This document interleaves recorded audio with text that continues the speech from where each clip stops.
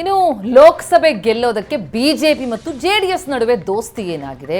ಈಗ ಪ್ರಧಾನಿ ಮೋದಿ ಜೊತೆ ದೇವೇಗೌಡರು ಮತ್ತು ಕುಮಾರಸ್ವಾಮಿ ಚರ್ಚೆ ನಡೆಸಿದ್ರು. ಆದ್ರೆ ಏನ್ ಚರ್ಚೆ ನಡೀತು?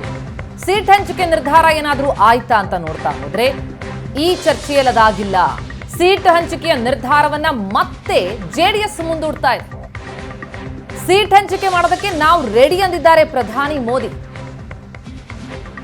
ನಿಮಗೆ ಯಾವ ಕ್ಷೇತ್ರಗಳಲ್ಲಿ ಶಕ್ತಿ ಇದೆಯೋ ಆ ಕ್ಷೇತ್ರಗಳನ್ನ ಆರಿಸಿಕೊಳ್ಳಿ ಅಂತ ಪ್ರಧಾನಿ ದೇವೇಗೌಡರಿಗೆ ಆಫರ್ ಕೊಟ್ಟಿದ್ದಾರೆ.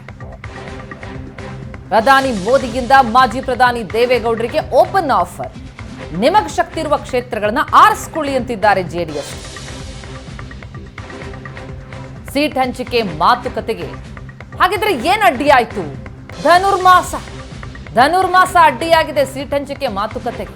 ಧನುರ್ಮಾಸದ ಬಳಿಕ ಸೀಟ್ ಹಂಚಿಕೆ ಅಂತ ದಳಪತಿಗಳು ತೀರ್ಮಾನಿಸ್ತಾ ಇದ್ದಾರೆ. ಸಂಕ್ರಾಂತಿ ಬಳಿಕ ಸೀಟ್ ಹಂಚಿಕೆ ಮಾಡೋದು ಒಳ್ಳೆಯದು ಅನ್ನೋದು ಎಚ್.ಡಿ. ರೇವಣ್ಣ ಅವರ ಸಲಹೆ. ರೇವಣ್ಣ ಸಲಹೆಯನ್ನ ಒಪ್ಪಿ ಸೀಟ್ ಹಂಚಿಕೆಯನ್ನ ಎಚ್.ಡಿ.ಕೆ ಮುಂದೂಡಿದ್ದಾರೆ. ಇವತ್ತು ಅಮಿತ್ ಶಾರನ್ನ ಭೇಟಿಯಾಗಲಿದ್ದಾರೆ ಕುಮಾರಸ್ವಾಮಿ. ಅಮಿತ್ ಶಾ ಜೊತೆಯೂ ಕೂಡ ಸೀಟ್ ಹಂಚಿಕೆಯ ಬಗ್ಗೆ ಚರ್ಚೆಯಾಗುವಂತಹ ಸಾಧ್ಯತೆ ಇದೆ. ಸೀಟ್ ಹಂಚಿಕೆಯ ನಿರ್ಧಾರವನ್ನ ಮತ್ತೆ ಜೆಡಿಎಸ್ ಮುಂದೂಡಿದೆ. ಸಂಕ್ರಾಂತಿ ಬಳಿಕ ಹಾಗಿದ್ರೆ ಸೀಟ್ ಹಂಚಿಕೆಯಾಗುತ್ತಾ?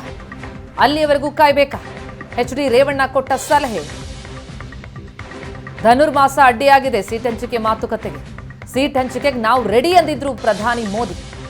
ನಿಮಗೆ ಶಕ್ತಿ ಇರುವಂತಹ ಕ್ಷೇತ್ರಗಳನ್ನ ಆರಿಸಿಕೊಳ್ಳಿ ಅಂತ ಪ್ರಧಾನಿ ದೇವೇಗೌಡರಿಗೆ ಓಪನ್ ಆಫರ್ ಕೊಟ್ಟಿದ್ರು. ನಿನ್ನೆ ಮಾತುಕತೆ ಕೂಡ ನಡೀತು. ನೀವು ಪೋಷಕರಾಗಲು ಕಾಯುತ್ತಿದ್ದೀರಾ? ಚಿಂತಿಸದಿರಿ. ಓಯಾಸಿಸ್ ಫರ್ಟಿಲಿಟಿ 90,000 ದಂಪತಿಗಳ ಜೀವನದಲ್ಲಿ ಸಂತೋಷವನ್ನು ತಂದಿದೆ. 7825893601ಗೆ ಕರೆ ಮಾಡಿ. ಅತ್ಯದ್ಭುತ ರಿಯಾಯಿತಿ ಪಡೆಯಿರಿ ಹಾಗೂ ಎಲ್ಲರಿಗೂ ಗುಡ್ ನ್ಯೂಸ್ ಕೊಡಿ. ನಾವು ಎಷ್ಟು ಸೀಟ್ ಗೆಲ್ಲಿಕ್ಕೆ ಸಾಧ್ಯ ಇದೆ ಅಷ್ಟು ಸೀಟನ್ನು ನಾವು ಕ್ಲೈಮ್ ಮಾಡ್ತೀವಿ. ಗೆಲ್ತಕ್ಕಂಥದ್ದು ಮುಖ್ಯ. ನನಗೆ ನಂಬರ್ ಆಫ್ ಸೀಟ್ ತಗೊಳ್ಳೋದು ಮುಖ್ಯ ಅಲ್ಲ. ನಾವು ಎಷ್ಟು ಸೀಟ್ನಲ್ಲಿ ನಿಂತರೆ ಗೆಲ್ತೀವಿ ಅದರದ್ದು ಒಂದು ಪಟ್ಟಿ ಏನು ಸಿದ್ಧ ಇದೆ ಅಷ್ಟಕ್ಕೆ ಸೀಮಿತವಾಗಿ ನಾವು ಸೀಟನ್ನು ಕ್ಲೈಮ್ ಮಾಡ್ತೀವಿ. ಸೀಟ್ ಹಂಚಿಕೆಯಲ್ಲಿ ಯಾವುದೇ ರೀತಿಯ ಸಮಸ್ಯೆಗಳಿಲ್ಲ.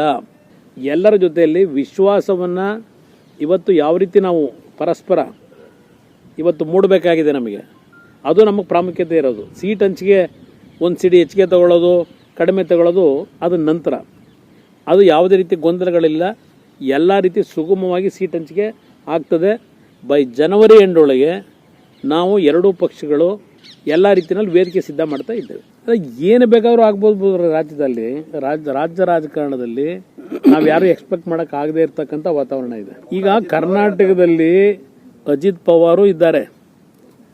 ಈಗ ಕರ್ನಾಟಕದ ರಾಜಕಾರಣದಲ್ಲಿ ಶಿಂದೆ ಅವರು ಇದ್ದಾರೆ. ಶಿಂದೆ ಅವ್ರ ಮುಂದೆ ಬರ್ತಾರೋ ಅಜಿತ್ ಪವಾರ್ ಫಸ್ಟ್ ಮುಂದೆ ಬರ್ತಾರೋ ನೋಡೋಣಂತ. ಈಗ ಯಾರ ಹಣೆಯಲ್ಲಿ ಏನು ಬರ್ತಿದೆ ಯಾರಿಗೇನು ಗೊತ್ತಿರ್ತದೆ. ರಾಜಕಾರಣದಲ್ಲಿ ಏನು ಬೇಕಾದರೂ ಆಗ್ಬೋದು.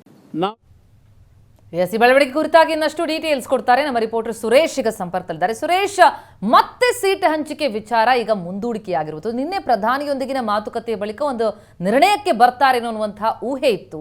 ಆದರೆ ಧನುರ್ಮಾಸ ನಿಜಕ್ಕೂ ಕೂಡ ಅಡ್ಡಿ ಆಯ್ತಾ ಅಥವಾ ಜೆಡಿಎಸ್ನ ಲೆಕ್ಕಾಚಾರ ಏನು?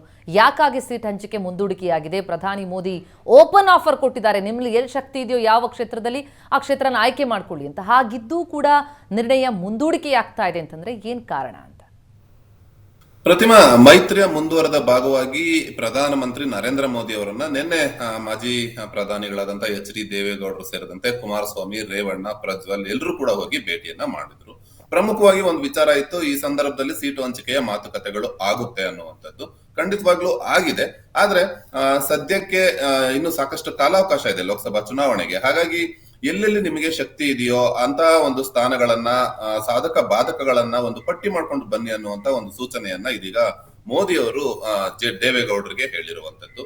ಅದರ ಜೊತೆಯಲ್ಲಿ ಮೈತ್ರಿಯಿಂದ ಆದಂತಹ ಸಾಧಕ ಬಾಧಕಗಳನ್ನ ಒಂದಷ್ಟು ನೋಡ್ಬೇಕಾಗುತ್ತೆ, ಚರ್ಚೆ ಮಾಡ್ಬೇಕಾಗುತ್ತೆ.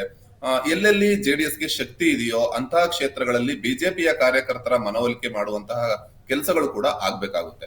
ಈ ಎಲ್ಲ ಕೆಲಸಗಳು ಆಗ್ಬೇಕು ಅಂದ್ರೆ ಇನ್ನು ಸಾಕಷ್ಟು ಕಾಲಾವಕಾಶ ಬೇಕಾಗುತ್ತೆ. ಇದೆಲ್ಲದರ ಜೊತೆಯಲ್ಲಿ ರೇವಣ್ಣ ಅವರು ಕೂಡ ಸಹಜವಾಗಿಯೇ ಇಂತಹ ಒಂದು ಕೆಲಸಗಳು ಆದಂತಹ ಸಂದರ್ಭದಲ್ಲಿ ಒಂದು ಸಮಯವನ್ನು ನೋಡುವಂಥದ್ದು, ಮುಹೂರ್ತವನ್ನು ನೋಡುವಂಥದ್ದನ್ನ ಮಾಡ್ತಾ ಇರ್ತಾರೆ. ಅವರು ಕುಮಾರಸ್ವಾಮಿ ಅವರ ಬಳಿ, ದೇವೇಗೌಡರ ಬಳಿ ಹೇಳಿರುವಂತದ್ದು ಒಂದು ಧನುರ್ಮಾಸ ಇದೆ, ಈಗ ಬೇಡ, ಸಂಕ್ರಾಂತಿಯ ಬಳಿಕ ಈ ಒಂದು ಮಾತುಕತೆಯನ್ನ ಮಾಡೋಣ ಅನ್ನುವಂತ ಒಂದು ಮಾತನ್ನು ಕೂಡ ಅವರು ಹೇಳಿರುವಂತದ್ದು. ಹಾಗಾಗಿ ಸಂಕ್ರಾಂತಿಯ ಬಳಿಕ ಅಂತಿಮವಾಗಿ ಎಷ್ಟು ಸ್ಥಾನಗಳು ಅನ್ನುವಂಥದ್ದರ ಒಂದು ಅಂತಿಮ ನಿರ್ಧಾರ ಆಗುವಂತಹ ಸಾಧ್ಯತೆ ಇದೆ. ಪ್ರಮುಖವಾಗಿ ನಿನ್ನೆ ಮೈತ್ರಿಯಿಂದ ಆದಂತಹ ಸಾಧಕ ಬಾಧಕಗಳು ಮತ್ತೆ ಜೆಡಿಎಸ್ ನ ಮೈತ್ರಿ ಆದ ಬಳಿಕ ರಾಜ್ಯದಲ್ಲಿ ಉಂಟಾಗಿರುವಂತಹ ರಾಜಕೀಯ ಪರಿಸ್ಥಿತಿಗಳ ಬಗ್ಗೆ ಒಂದಷ್ಟು ಮಾತುಕತೆ ಆಗಿದೆ. ಇದರ ಜೊತೆಯಲ್ಲಿ ಬಿಜೆಪಿ ನಾಯಕರ ಜೊತೆಯಲ್ಲೂ ಕೂಡ ಅವರೊಂದಷ್ಟು ಮಾತುಕತೆಗಳನ್ನ ನಡೆಸಬೇಕಾಗಿದೆ. ನಿನ್ನೆ ವಿಜಯೇಂದ್ರ ಕೂಡ ಮೋದಿ ಅವರನ್ನ ಭೇಟಿಯಾಗಿ ಮಾತಾಡಿದ್ದಾರೆ. ಹಾಗಾಗಿ ಅಂತಿಮ ನಿರ್ಧಾರಕ್ಕೆ ಬರುವ ಮುನ್ನ ಒಂದಷ್ಟು ಸಾಧಕ ಬಾಧಕಗಳನ್ನ ಪರಿಶೀಲಿಸಬೇಕಾಗುತ್ತೆ. ಹಾಗಾಗಿ ಸಂಕ್ರಾಂತಿಯ ಬಳಿಕ ಸ್ಥಾನ ಹಂಚಿಕೆ ಪ್ರಕ್ರಿಯೆ ಪೂರ್ಣಗೊಳಿಸೋಣ ಅನ್ನುವಂತ ನಿರ್ಧಾರಕ್ಕೆ ಇದೀಗ ಜೆಡಿಎಸ್ ನ ನಾಯಕರು ಕೂಡ ಬಂದಿರುವಂತದ್ದು. ಓಕೆ, ಥ್ಯಾಂಕ್ ಯು ಸುರೇಶ್ ತಮ್ಮೆಲ್ಲ ಮಾಹಿತಿಗೆ.